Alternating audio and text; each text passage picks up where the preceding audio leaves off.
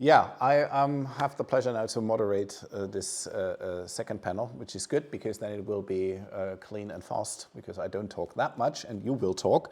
Who will we have here? It's a real pleasure to have this diverse group. We will hear first from Tim Bosch, who is a research fellow at the DGRP Center for Climate and Foreign Policy.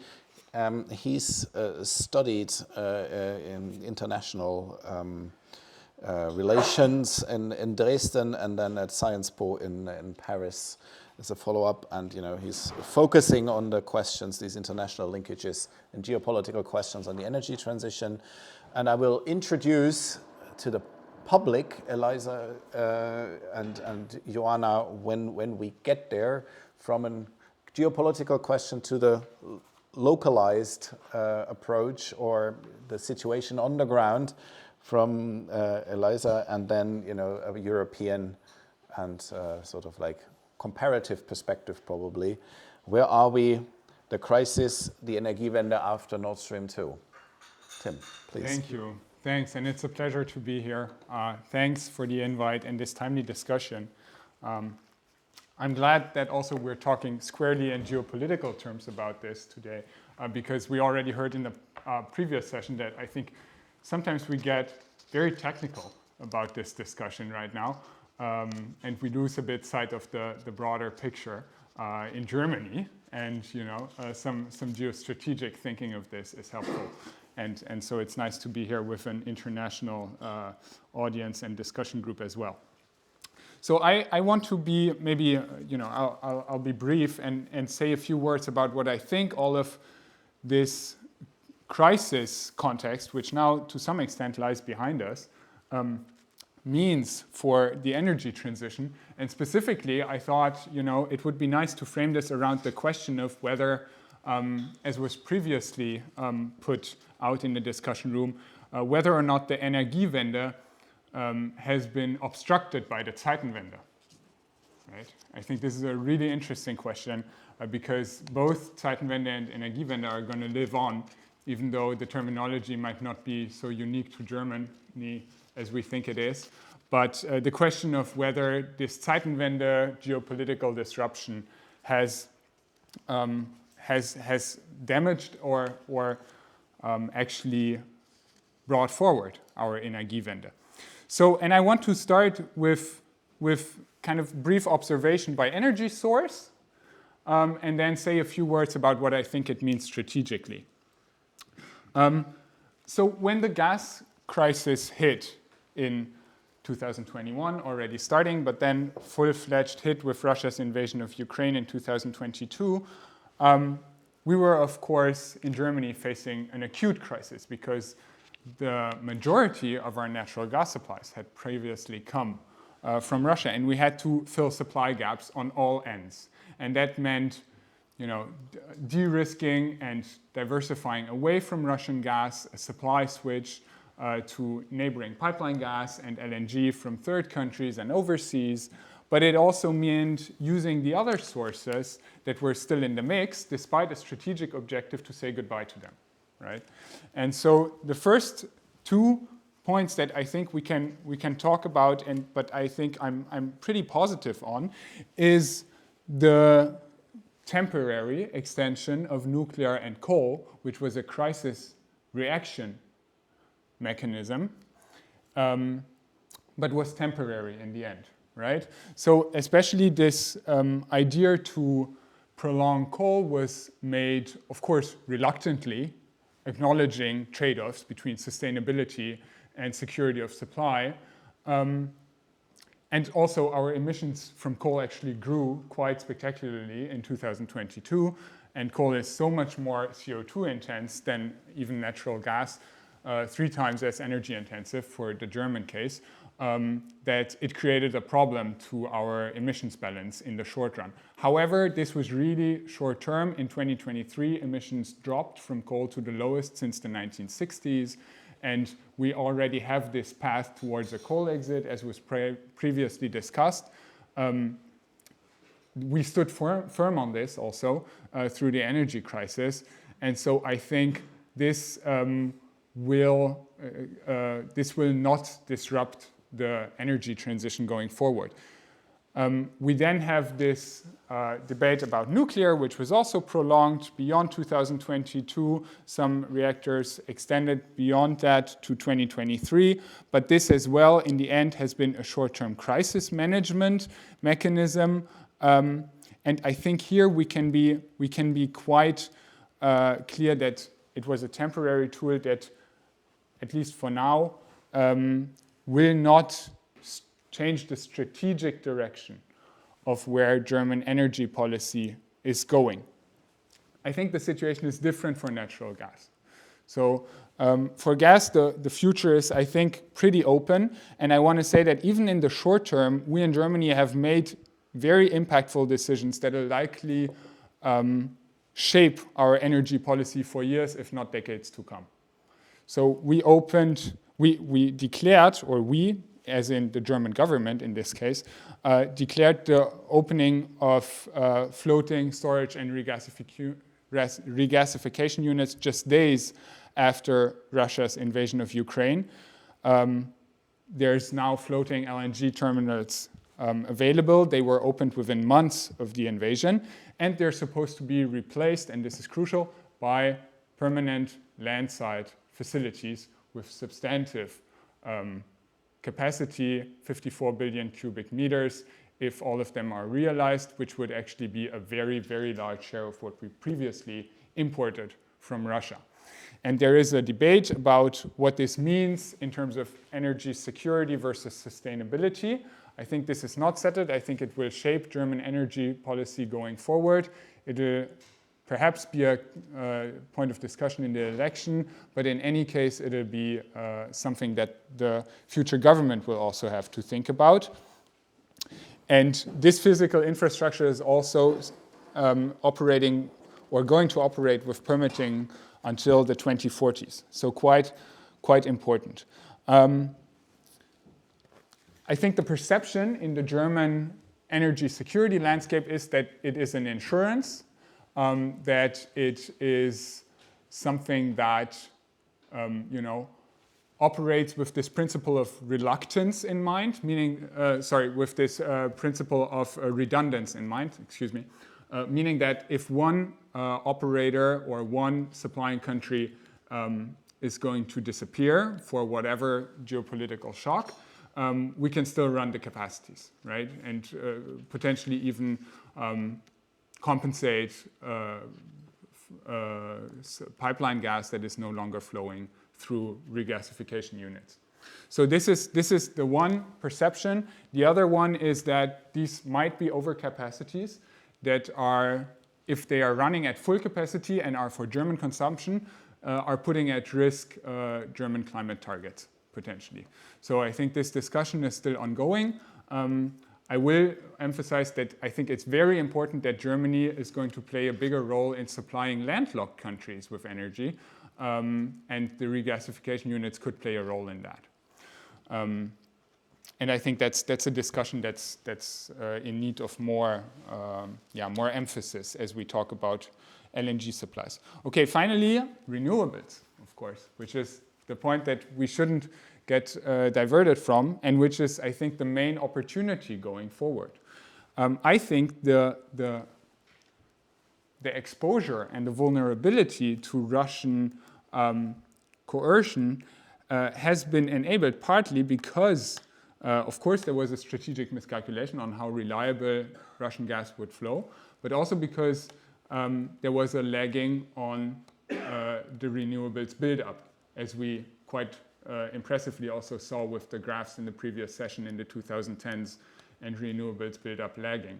And I think here, actually, in an ideal case scenario, Zeitenwende and Energiewende might go hand in hand, because we have this understanding of energy, renewable energy being actually a security, and a security that Germany can, at least to the extent that it's still already operational, control, and as opposed to the fossil fuels that we import. So I think this is my kind of differentiated, hopefully, picture, and I'll leave it with that and looking forward to further insights. Fantastic. Thank you, Tim. We will take questions later. We move on. And now, if I may, Trevelyan, I will just reverse the order because I know that, first of all, I find Eliza's points that she wants to present later relevant as a sort of lead into the discussion later. But I know, Joanna, that the question of the Zeitgeist, I remember when we first met in 2015, I think, we were already starting about this diverging view of the German view of Nord Stream 2 and the Polish view of Nord Stream 2. So I'm pretty sure that, you can, have something to say on that matter straight in response to Tim. If that's okay, Eliza, I'll just put you on place 3. And then we'll take the look forward to where we need to go on the other issue that Tim has mentioned. But Joanna, first over to you. Thank you very much, Sven, for this introduction. Indeed, maybe I need to state a bit where I'm coming from, like in the context of my experiences with German politics and policy. So I work, establish and run now Forum Energie, which is energy think tank supporting energy transition. I work also, and I think in that role I've been invited as a professor at the School of Transnational Governance at the University in Florence. But generally I deal with German-Polish climate energy cooperation since maybe 20 years already. So I have few observations on this because I think what is relevant for the discussion that Germany and Poland are two coal brothers in Europe. So basically there is also Czechia, but generally we are the ones who still have a lot of coal, use a lot of coal. And between Germany and Poland, there, for the purpose of climate neutrality in Europe, there was always this competition who will phase out coal first. And generally maybe for Poland this paradigm of being so my observation was that also the perception what is energy security was completely different, because in Germany there was this approach that of the cheapest fuel, so this market approach that we need to obtain energy as cheap as possible. And indeed, this ended up with dependence to Russian fossil fuels, not only gas, but also coal. In Poland, we've been through the, also resources which we have, like a lot of coal, but also this paradigm of being independent, because our history has proven that being dependent and difficult neighborhoods also shaped a kind of approach to our energy policy. So we then wanted to keep coal as domestic fuel, and it was not only, of course, about security, it was about also lobby, coal lobby, which very much wanted to make profits, but yes, and then the situation started to change. And when I worked at Agora Energiewende for a few years in Germany, there was heavy discussion about Nord Stream 2. And at the same time, Poland decided to build Baltic Pipe to diversify gas supplies from Russia. Because at some point of time, like maybe 7 years ago, I think even our conservative government noticed that this coal dependence is really bad. Like still we are the third most coal reliant country in the world, and we need to make we need to diversify. So it was not maybe entirely climate discussion, but diversification discussion. And then there was this attempt to build Baltic Pipe. And I remember really conversations with German representatives at that time. Why this Baltic Pipe? It will be so expensive, so you will never get it back, and like it. So you don't need it. We have plenty of gas, and this is a bit, Tim, what you said now, that Germany still thinks it will supply neighbors. So it's a bit the same approach from the past with different, however, suppliers. So, but generally, times has changed, and of course, I remember several conversations with colleagues from Germany, and everybody knew already in 2021 that there is something in the air. So Russia is so there was this tension, which I remember in my European conversation with also colleagues in Berlin, and I remember several times this discussion that Russia will never invade Ukraine because it will lose its business for Europe. So there was really deep under really not seeing or under appreciation, or how you say it, of Russian imperial approach and how Russia really dangerous is. And in 2022, everybody was surprised. So what was then really remarkable in Poland, there was this, we told you, but of course with our conservative government, it was really poor and miserable thinking, also a lot of anti-German sentiments with peace government.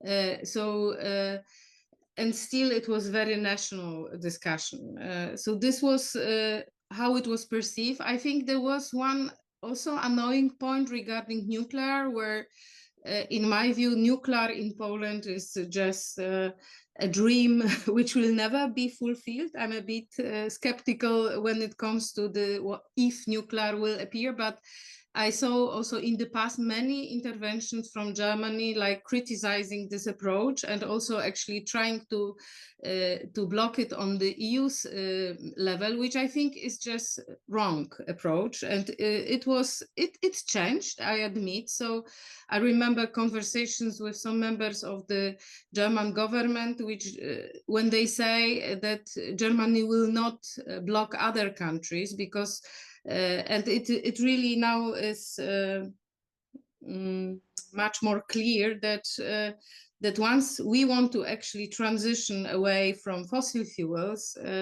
I think that the situation which has changed is basically that we know that renewables will not be the only resource which we need. We need to also conventional power plants.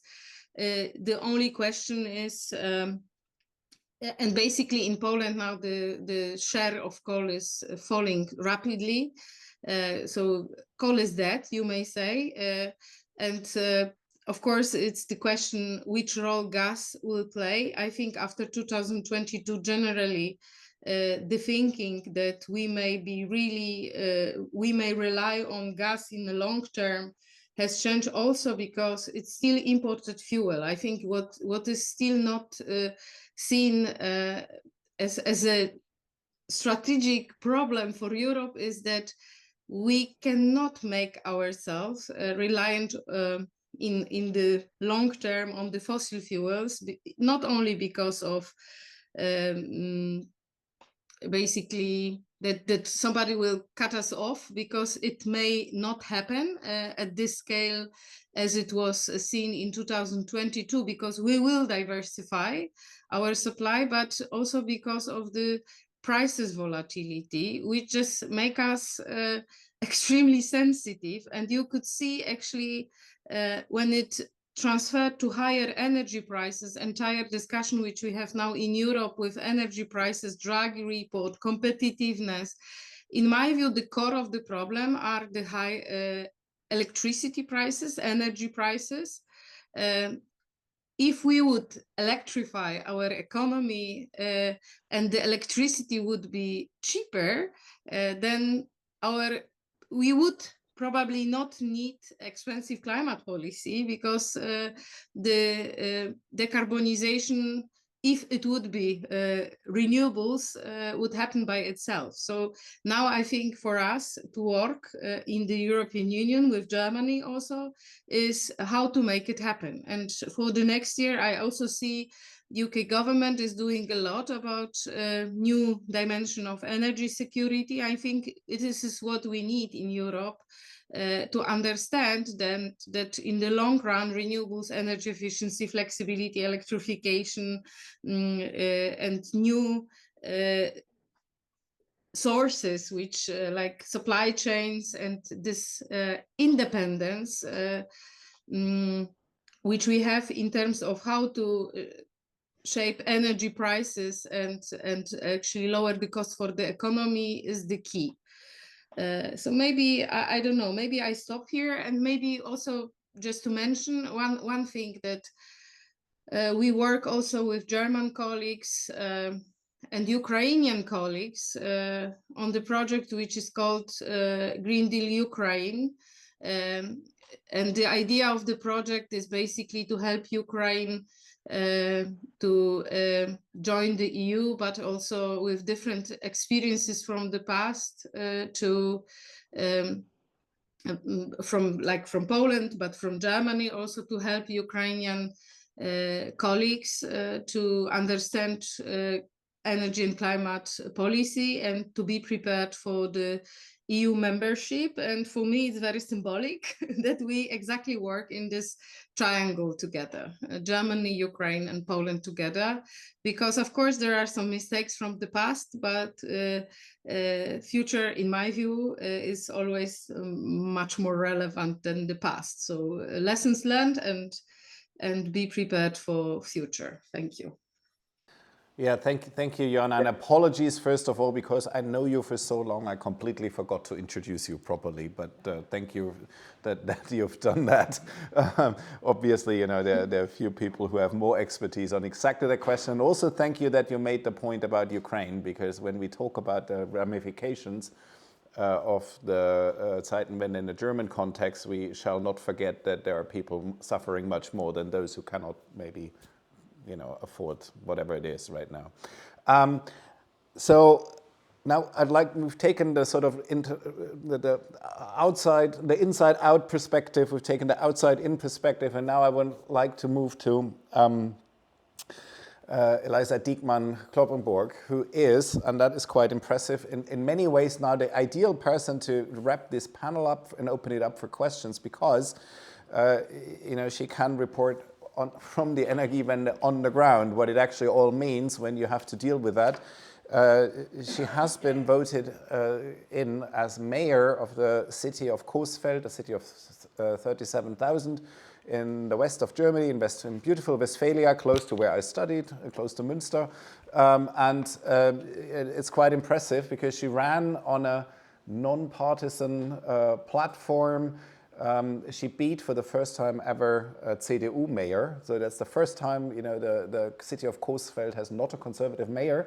And she's also the youngest and the first woman to be the mayor of Coesfeld. So a lot of, you know, accolades already. And now we'd like to hear a little bit what the Energiewende and the current state means for a city and for somebody who runs the city as a mayor. I think I can here you are. take over, and I would just arrange the slides in a second. Perfect. Thank you very much for the introduction. It sounded quite impressive. I wasn't sure that it sounds this way. Thank you very much. I'm very pleased to be here and also report from what the politicians are doing on the ground. I think it's a quite good discussion to get from the bigger ratio to actually the politics in the cities itself.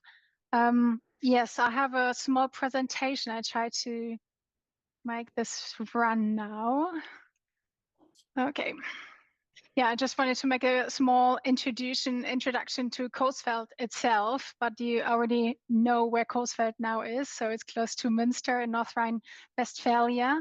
And we are quite successful in terms of wind energy. So I think this is why I'm here today also.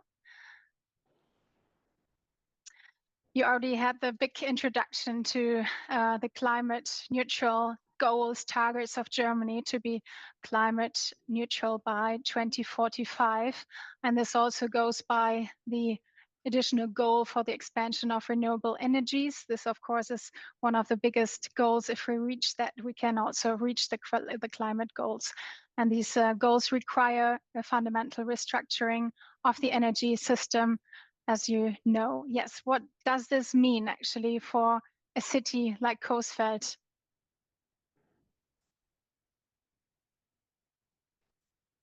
I would just dive in. Currently in Coesfeld, we have around 40 wind power and wind, what do you call them?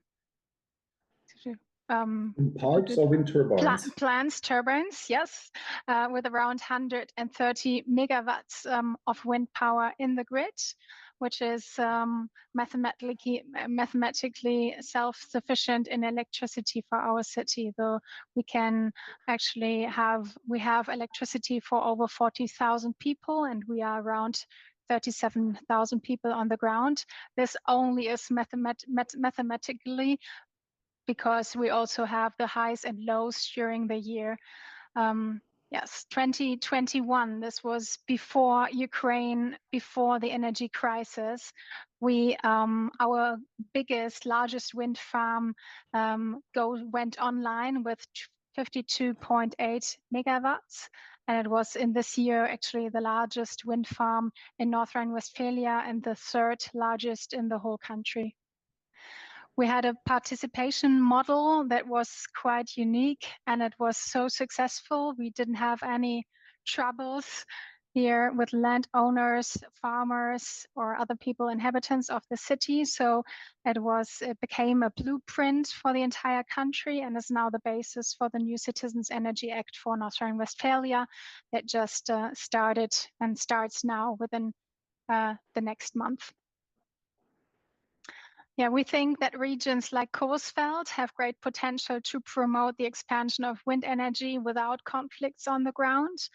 And we also might have discussed a lot about how can we bring this forward and not stop here, because we could say, I think in Germany we have the target to have 2% of surface area for onshore, and in my region we already have 18%. We could just lean back and say, well, we reached our goals, there's nothing to do anymore. But we say we have the surrounding that sets the goals much higher, and we try to reach them. And we say the key word is participation. And this is our participation model that we're not trying to roll out in the whole of North Rhine-Westphalia to reach more higher targets around our city. We have the inclusion of landowners and immediate neighbors. So if you are planning wind energy in Coesfeld, you have to talk with all the people around the land and immediate neighbors, and you have to try to kind of build a group of minimum of 80% of all of them that say, yes, we want this here in our neighborhood.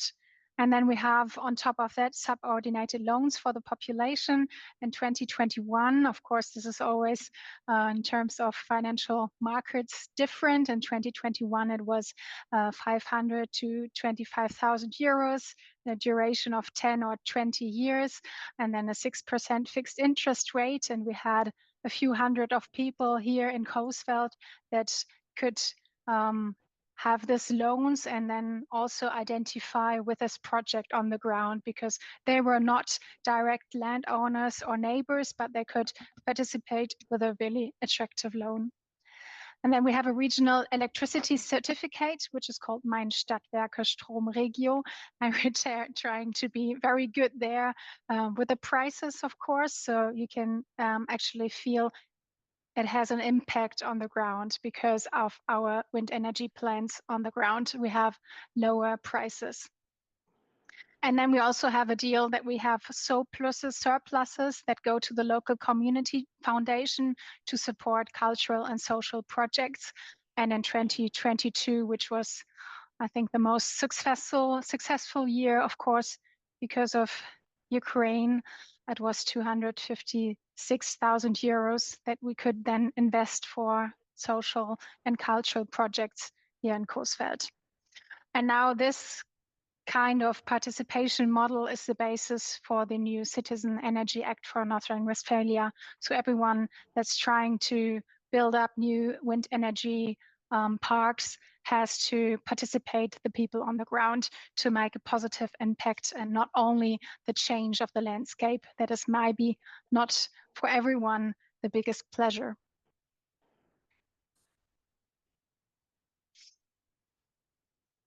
We think that if you have surroundings where you are privileged to have the best potatoes, you should not only have potatoes for yourself, you should have a lot of potatoes for the whole country.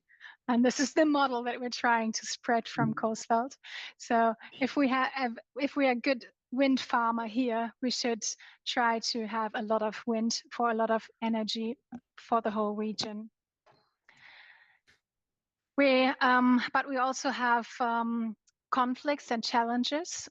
We always try to find models to have more and more wind energy and also other renewable energies in Coesfeld, but we are also limited in restrictions. For example, we have around 40 wind plants, and from time to time the grid is full. We can't put any more energy in it, so the wind plants stand still, and people around are observing it and asking themselves, why are we investing so much and then the grid can't take more energy in it? So we have to invest in the electricity distribution network to make it run, and we have to have answers for actually, how do you call it? Storing the energy to compensate for ups and downs. We have the base work is done in Coesfeld to build everything up from there. We had in this year already our municipal heat planning that is now completed to plan the heat supply in areas.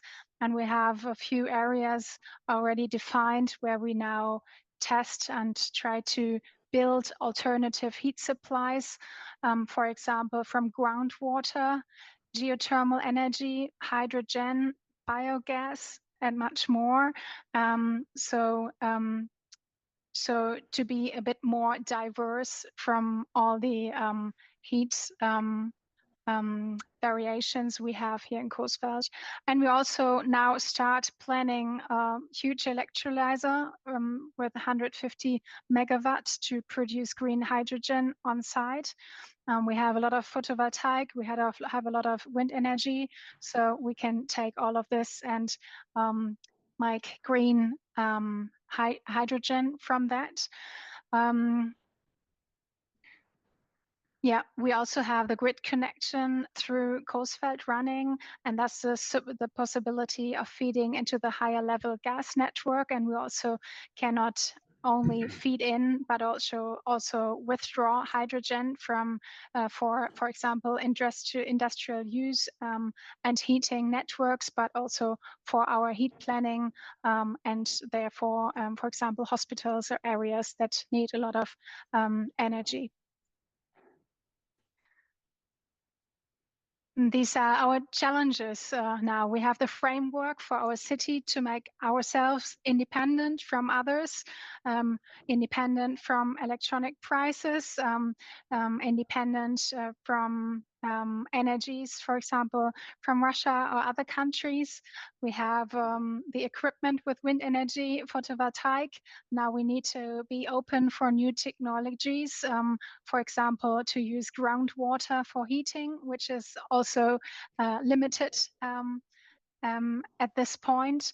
And also, for example, to build up an electrolyzer, which requires for us to have 150 million euros support to build this. But we think with those steps and with the framework we've done on the ground, we can actually show that a city like Coesfeld, which you can also just copy for other regions within North Rhine-Westphalia, has an answer to be actually independent in energy. Yeah, I think it's maybe an interesting insight in what we do on the ground. It has a lot to do with land policy because we have just limited land to use. We have different industries that want to work with this land.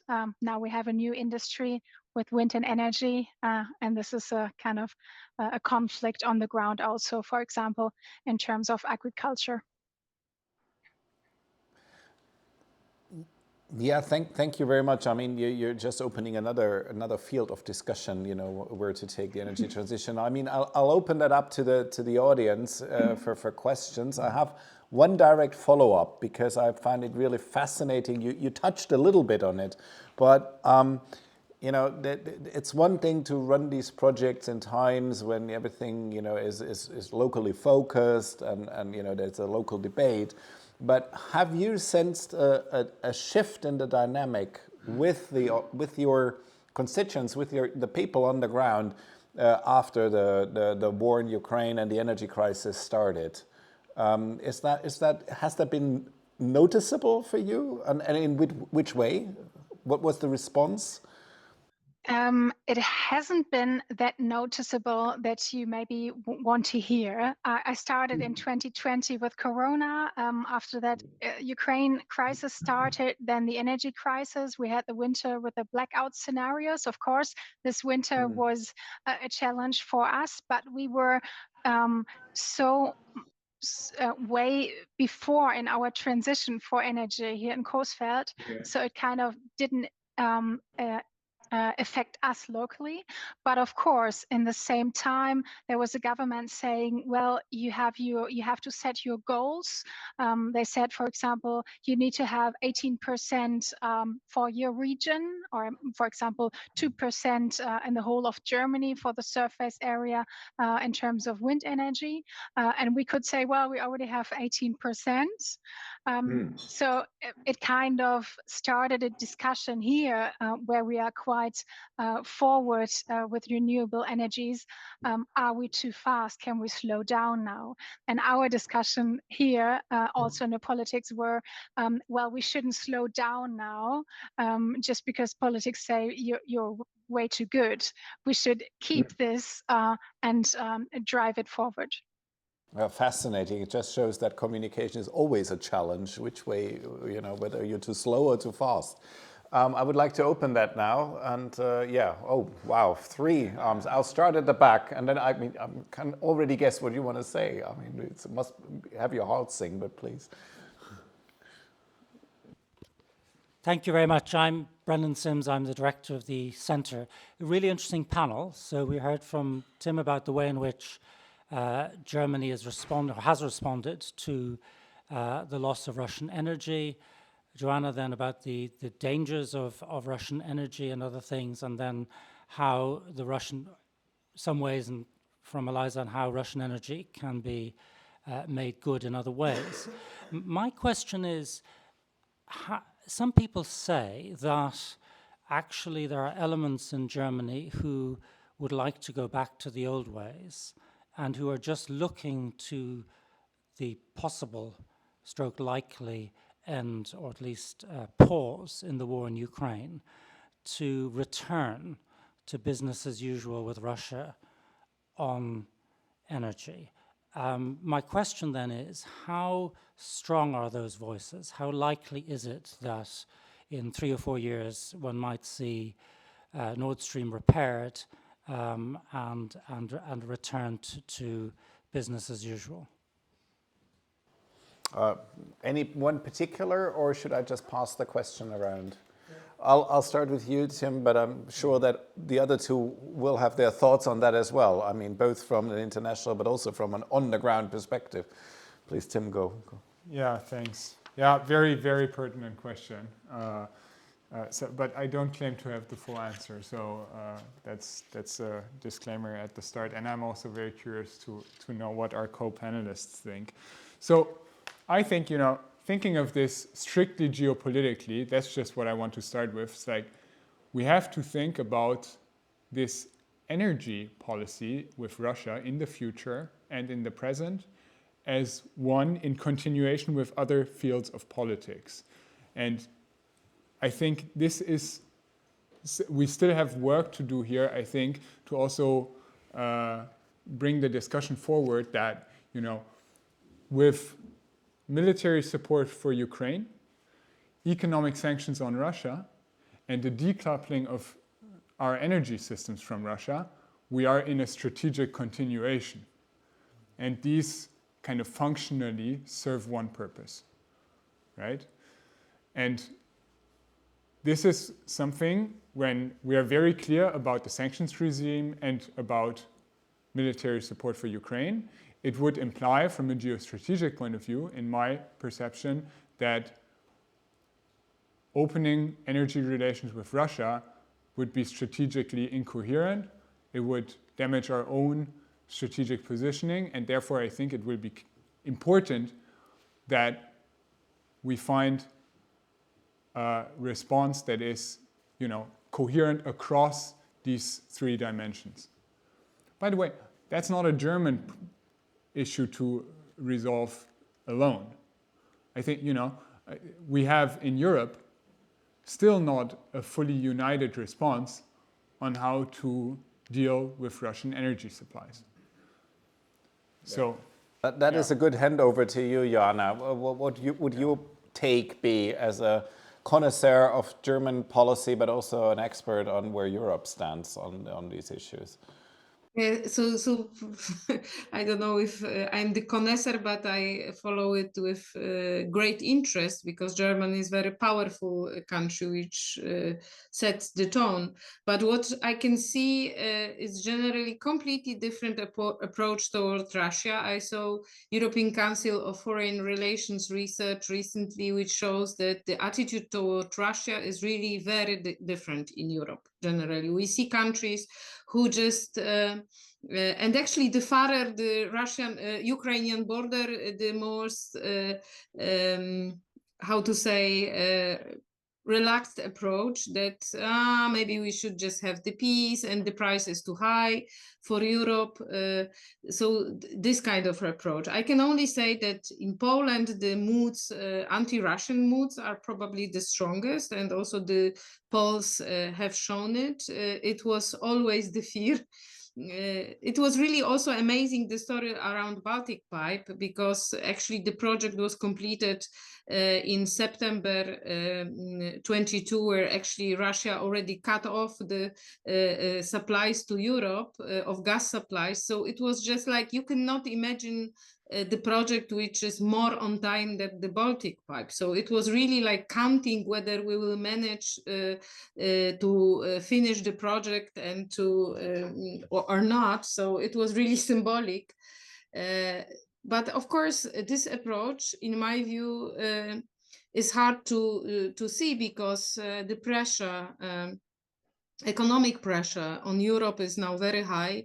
In my view, it's also the part of preparation, what will happen, and at a bit exaggerated, this mood of depression, which I see now in Europe, also maybe because I'm coming from a country which has survived 8 years of right-wing government, and now we are a bit more optimistic. However, you never know what happens in the future, but generally this depression in Brussels is really somehow does not give hope, apart from looking for cheap energy sources. This is a bit my feeling, that once you talk with industry, so then you say renewables are the solution, but then permitting problem is a challenge, then grids are the challenge, then flexibility is the challenge. So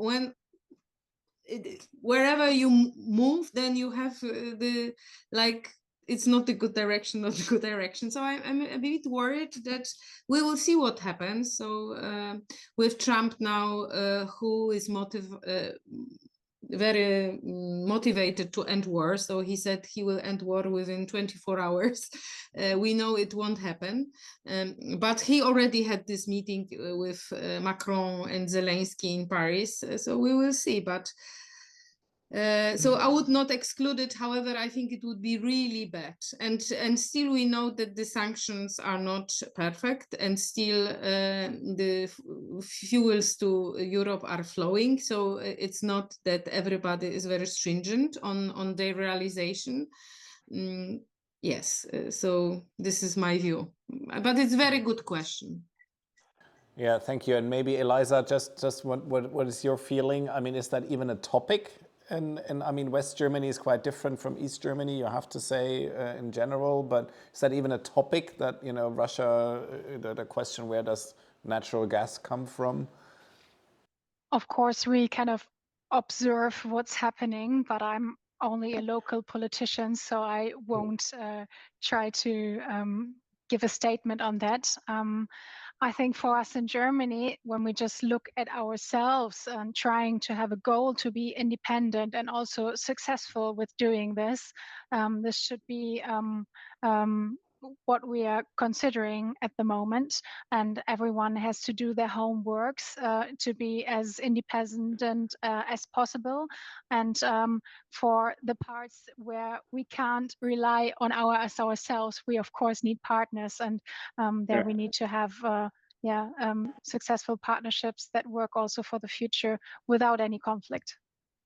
Yeah, thank you. Joanna, you just raised your hand to follow up on that.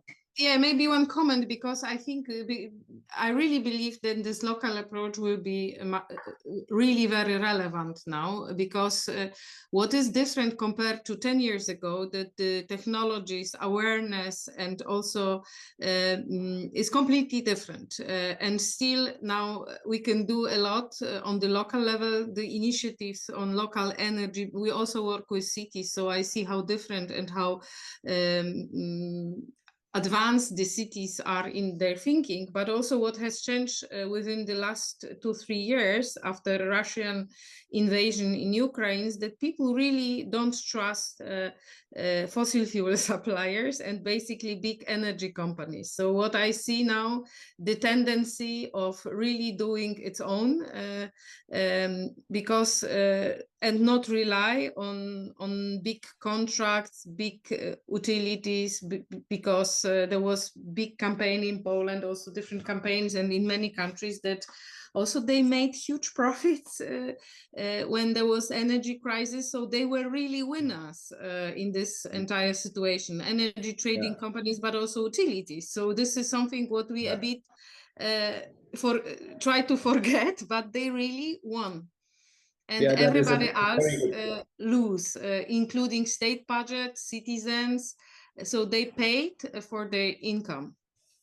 I have to say that was one of the points in Eliza's presentation when I thought, well, see, this is the difference. That, you know, that the 280,000 euros sort of extra profit went into social local projects rather than on a shareholder account. Yeah. Go ahead. I think this is also a point that all the cities, they see there is a new economic field with renewable energies. We can actually have our budgets filled locally. The 265,000 for the projects on the ground were just one part. We have the new legislation of the 0.2 cents per megawatt. This is around 500,000 euros a year. And we have also companies here that specialize in wind energy and photovoltaic, and they make a lot of money. So it's a good new field that we now find for ourselves and won't give it back to any other country. Yeah, no, that's an excellent point. There were 2 more questions. I'll go. You want to go first? Up to you. No, well, then I'll call on you now. Thank you. The seed for the energy crisis in 2021 was sown very earlier. In 2010, we had a report from the German military on security problems that shows that dependency from energy is one of the most important reasons for conflicts and wars. Nearly no one cared about that. In 2014, after Crimea occupation from Russia, G7 ministers decided to reduce the dependency from Russian gas and coal and others. But they did afterwards the opposition.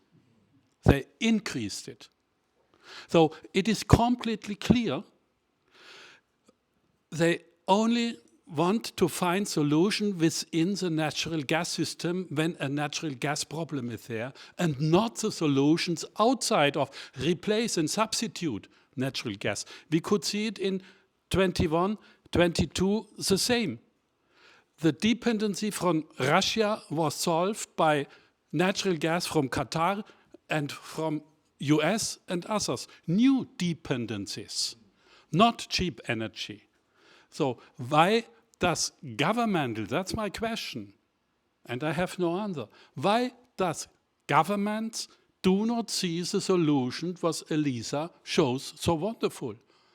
Switch to renewable energies. Any thoughts on the panel on that? I mean, I personally, as you've seen from my presentation, I always find the sort of political economy behind certain decisions fascinating. I don't know, do you want to, Timo, do you want to comment on that? So I can't really say so much on the history of our grown dependency, but it's a grown dependency, that's for sure. And it didn't happen in the 2020s, and it didn't happen. You know, I agree with you that, you know, opening another pipeline after 2014 is, of course, in hindsight, and I think the political parties in government and large parts of the democratic consensus totally acknowledges this strategic mistake.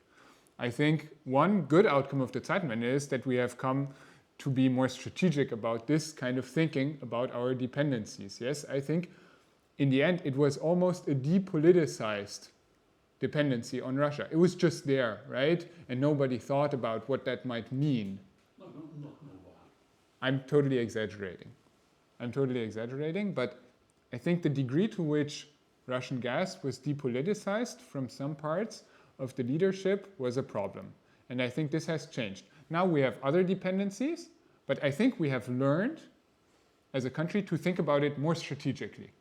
We can have a discussion about whether we think these dependencies are exposing us to no vulnerabilities, but I do think that there is a strategic learning in this. So we can have a debate. Qatar is the most important financer for Islamistic terror. And we will now take our natural gas from Qatar. We did not learn anything. I think we can have a discussion about how to. By the way, I don't know if the online audience hears you because you don't have the microphone. But maybe we can. I think it's an important discussion to have. There is a. Oh, okay, yeah. So, as a mayor, you are busy, Eliza, and I thank you very much for giving this sort of little snapshot. Go ahead. Okay, thank you very much. Bye. Well, thank you for taking your time and those great examples. Thank you. This is obviously a big question. Who learned what? Joanna, you sounded rather pessimistic that anyone has learned anything in your first round. Is that true? I think we are learning, but what is actually, I've heard a bit this previous statement, and indeed this 2014 Crimea annexation, shortly after European Union adopted energy security strategy, which set the targets to diversify for gas supplies. And indeed, not everybody really completed this strategy. So that's the real problem which we had. But now we have European Polish presidency, by the way, next from January on, and there will be new energy security strategy prepared by the European Commission. So in June 2025, European Council will take the conclusions on what actually energy security now means. In my view, it should be sustainable energy security, in which Of course, fossil fuels still will play a role. Maybe there should be really some targets and indicators for member states, what they do. So it should be really much carefully followed, and not only, as in my view, this was rather the recommendations in the past. So not really target, but still, I think that let's learn from the past, but not focus on mistakes in the past, but try to do everything better now. And exactly the next 6 months and later are the time where we can not do everything from scratch, because we already where we are, but work on something new and better. Thank you. Which is, I mean, I always say it's like there is a little bit, you called it depoliticization of depoliticization of the topic. I always was struck by calling a deal with a country like Russia a business deal on that level, which is, you know, weird when you think of energy supply. But here we go. There was another question here, or comment, remark. Thanks very much. My name's Stuart Tester. I work for a company called Baker Hughes. We're an energy technology company. This is a question in a personal capacity, however, and it really references the comments Eliza made. Regrettably, she's unable to perhaps come back on those, but also some comments that the gentleman made earlier on as well, relating to, I guess, community level acceptance of projects and also dependencies in the energy system as well. So a question, you know, I don't read the German media. I've only recently started to look again at Germany. But I was involved a bit in Germany about 10 years ago, 2014, with the Russian incursion in Crimea and eastern Ukraine, and the debate that happened in Germany then on conventional onshore natural gas development, shale gas development, and hydraulic fracturing. And I wondered, it feels a little surprising to me that that hasn't come up at all in the conversation subsequent to the Russian invasion of Ukraine in 2022, about a homegrown, dependable source of natural gas as a bridge perhaps to future renewables. And then relating to that question, I understand the concerns at the time around fracking chemicals and water use and seismicity and all of these very legitimate concerns that communities and NGOs had. But thinking forward in terms of dependencies, you made the point earlier on around renewables and oil and gas and conflict risk and so forth. And I'm just wondering if the panel believe policy elites are doing enough thinking around the dependence of critical raw materials on other resource-rich countries and vulnerable supply chains there. And if there's any thinking, I mean, I think you mentioned the point that the Raw Materials Act in Germany is very underdeveloped or is slow at the moment. So it feels to me that there is a parallel between where we were in 2014 with a decision not to develop onshore conventional natural gas and then the consequences of that with where we are potentially today looking forward in terms of the critical supply chains for renewables. Anyone to volunteer on the fracking part? I mean, B needs the microphone, sorry. I think that was... Yes, I cannot see that the governments learned from the failures in the past. For example, natural gas is defined on the Green Deal as a green energy. That means we have new fossil support, new fossil subsidizing, and more to go on with natural gas. Instead of the fact that natural gas is, because of methane bombs and others, more polluting the climate than even coal. I cannot understand this. So it is a thinking every time within a problem with natural gas dependency, find solution with natural gas on another place. That's not the solution. The solution is switch to 100% renewables very fast. That's the only solution. But this is nearly hindered and completely, in plenty countries like in Poland as well, it is not supported like we could and should do it. I mean, we actually looked into this question whether fracking would see a revival, or the idea. I have to say there was no proper fracking in Germany, and I mean, there was a government obviously in place with the Green Party as the second strongest coalition partner. That would have been a long shot. I mean, they already managed to, you would criticize that probably, but they managed to get CCS back on the table, which was already out in Germany as well, because the test projects had failed spectacularly in getting support. And to simplify things, I don't think that many Germans like the idea of somebody putting something underneath their feet. They have no idea on how to control it, and the same is true obviously for fracking. It's a densely populated country. I don't think that this is even in that. I mean, that's then if you have to make one devil's pact, you probably go for Qatar rather than for somebody drilling a hole under your village. I mean, you've seen the whole debates about nuclear storage, storing nuclear waste. Even the state premier of Bavaria, who's now out there saying we should think about restarting nuclear power, has ruled out that in his state he would ever agree to even looking for a nuclear power. Is that true? Yeah, it is true, right? He's ruled that out. So you're like, I don't think, not even talking about the potential, which is another debate, but from a political point of view, that would have been a non-starter, I would say. I can't imagine a place in Germany where anybody would have said, yeah, come on, let's see how far we get with that. But that is my view. Simon, maybe. Yes, I'm Müller from Agora Energiewende. It's a comment or maybe an attempt at an answer to your question rather than a question for myself. If you compare the situation that Germany is in now to 2014, the fundamental difference is the climate neutrality target that was adopted in 2019 and then reinforced in 2021.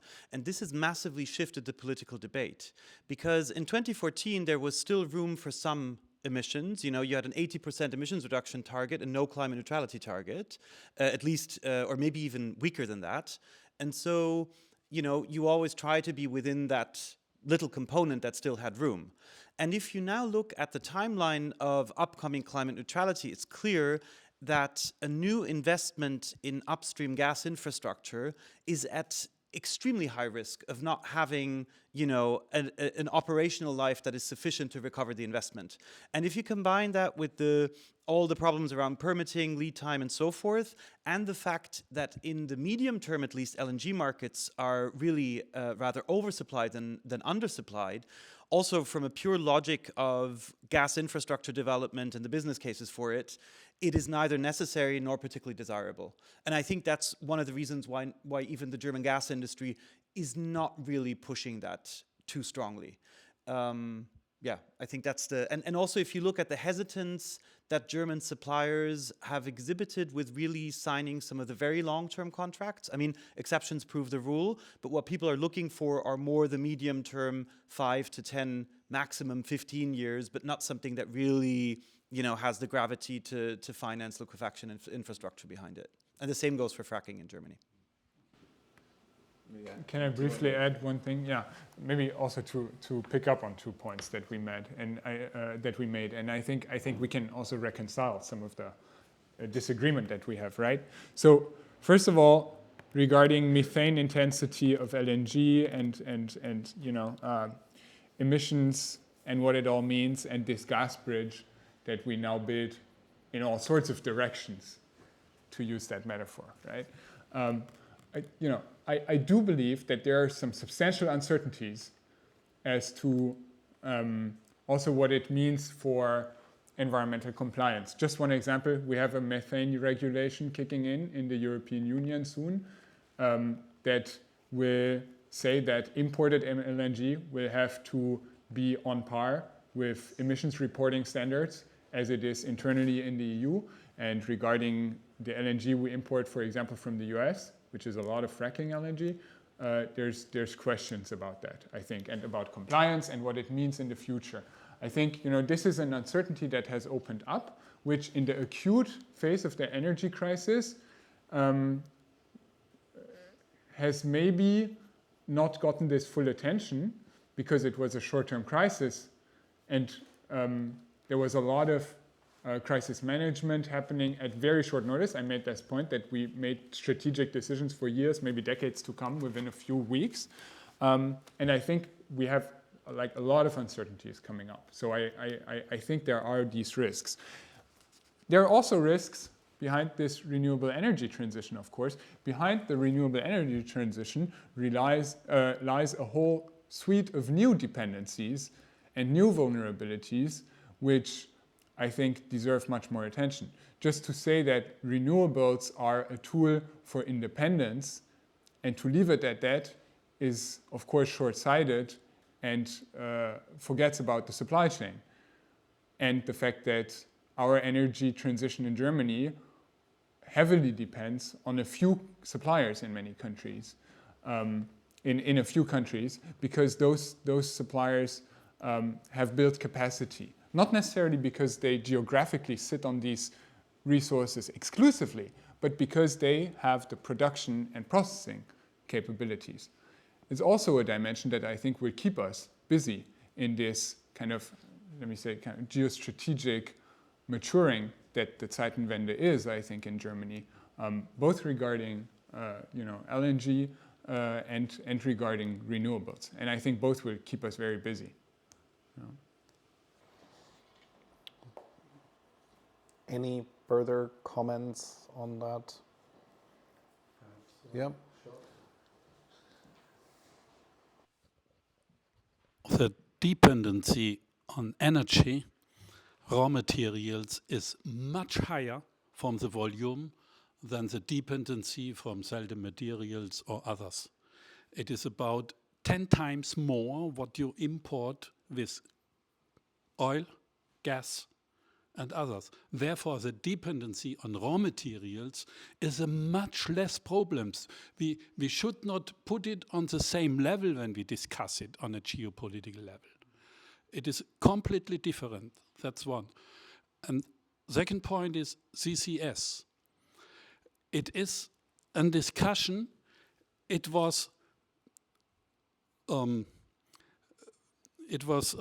at an end, this discussion, in the last decade, because the people could see the problems.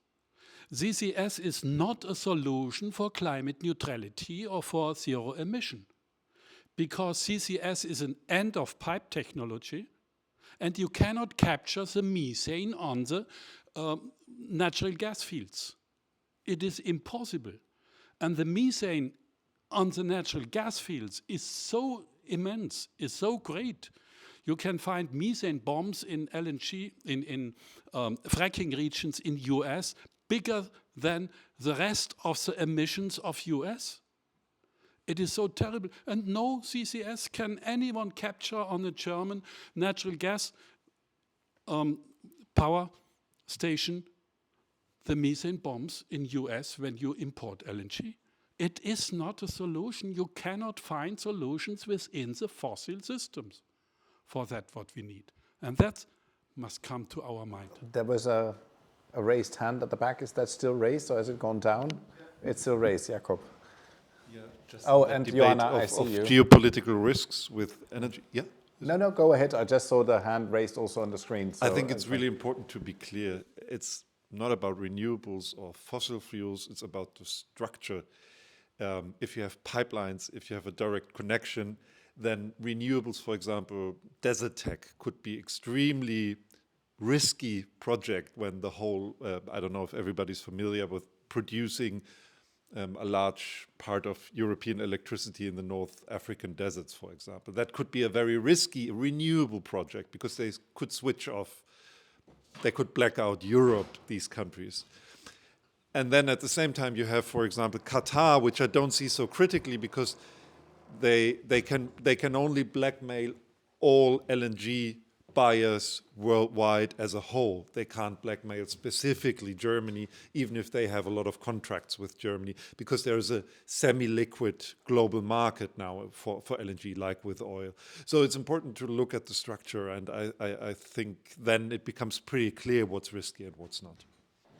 Joanna, you've put your hand up.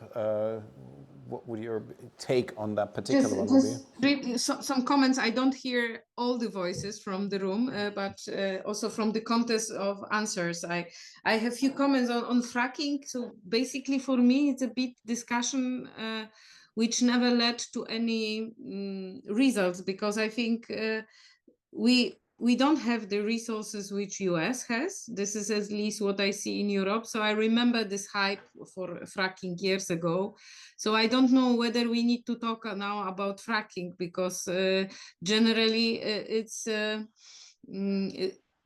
I don't have much fears about having a pipe or basically this drill next to my house, but I think just the risk of having or a chance to have it does not exist. So at least we don't have just the resources. This is my view.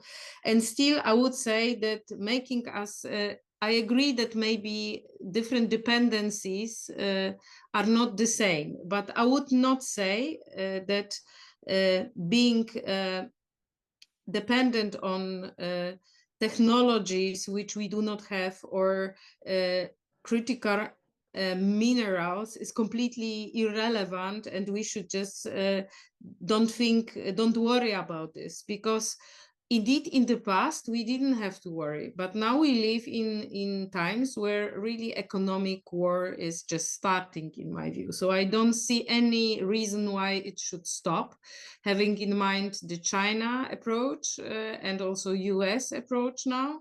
So the fight around tariffs is something what I didn't see in my life ever, and I don't know why it should really stop. So we should be really prepared that it will be just a big element of the economic situation, and also an entire situation in Europe, where we end up with some products which we desperately need for the clean transition. So the approach really focus on clean technologies, maybe not on all technologies, is something which should be really treated seriously in the energy transition, in my view. Can I make a very brief addition to that? I fully agree. I fully agree. And I think, I wish we replicated the de-risking logic that has been applied in the energy crisis. I wish we replicated that to dependencies through the green transition, right? And on supply chains. The determination with which the de-risking from a purely geopolitical point of view has been pursued through the energy crisis, especially in Germany, has been, quite extraordinary. And if we did this effort in the field of green supply chains, I think it would be a long way. Now, the dependencies are very deep, so I think independence or, fantasies about autarky are probably not realistic. But if we can take a de-risking point of view, where we homeshore some of the production, some of the processing facilities, and agree in Europe which ones are important, that would be a really big step. And de-risking has been one of the few vocabularies that has made it from Europe to the US and not the other way around, I recently learned. And so I think if this will squarely be also in the interest of the transatlantic relationship too. So yeah, I fully agree. That is opening a wonderful new field for discussion over the next round of coffee. And it also is a sort of bracket to the event you hosted in summer, because one of the things I took from it, where there were more security experts from across Europe, was that Germany in particular obviously bet a lot on a multilateral, open market, global, there will always be somebody to supply us with something approach, which is now questionable at best. So maybe the cultural shift within Germany, as you just pointed out, needs to be a bit bigger than just thinking about the immediate crisis reaction. So, well, thank you very much. Applause for Joanna online and for Tim here in the room. Thank you very much, Joanna.